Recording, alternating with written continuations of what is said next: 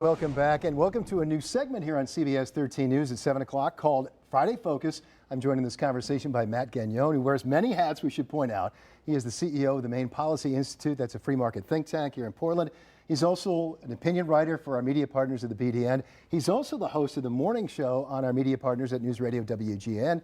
Should also point out he hosts Coffee and Politics every Friday morning with yours truly. So that's a lot of hats that you wear. Absolutely. For Good us, to see Matt. you. Nice to be in your domain. Great to see you. Yeah, exactly. I'm with you on the radio every Friday morning. Now you're here on the television station with me.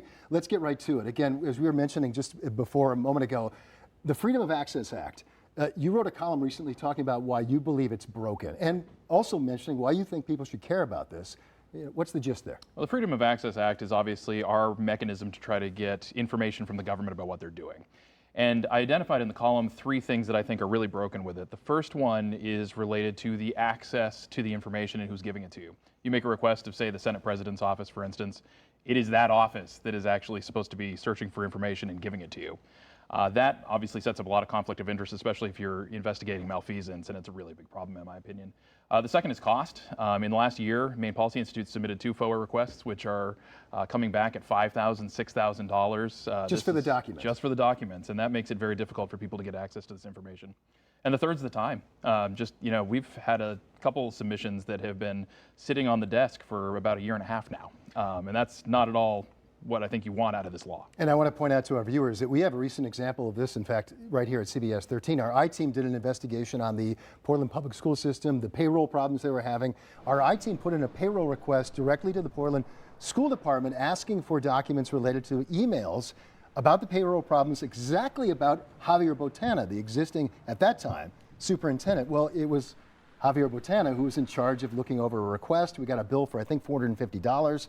They wouldn't take credit cards for that, and it took weeks for us to get those documents. And in fact, we had to go back to them because there was a discrepancy. We didn't get some of the documents. So, again, I just want to point out, that's one example that we here at CBS 13 had. And Matt, though, but for people at home who are saying, again, why should I care? I mean, it sounds like, freedom of access, freedom of information as it's on the federal level.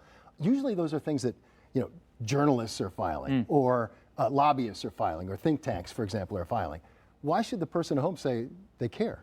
Well, for one, because those are your mechanisms, journalists particularly, are your mechanisms for actually getting the information you need to know about what your government is doing.